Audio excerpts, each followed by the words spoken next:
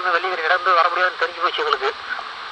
சரி கூட அங்கே நாங்கள் தொடர்பு எடுத்து கூப்பிடுறதே தப்பு அப்படி இப்படிதான். ஏன்னா அங்கே தொடர்பு எடுத்து கூப்பிடுறத பற்றி பரவாயில்ல. சரி அட்ரஸ் வாங்கிக்கலாம். அட்ரஸ் மூலமாக போய் நாங்கள்லாம் போய் இந்த கூட எங்களுக்கு சப்போர்ட் பண்ணாங்க 2 குடும்பம். பச்சை கிச்சமெல்லாம் வாங்கி கொடுத்துச்சு. அவங்ககிட்டயே கேஷ் கொடுத்தா வந்து கூட கூட்டிகிட்டு வந்துடுவாங்க.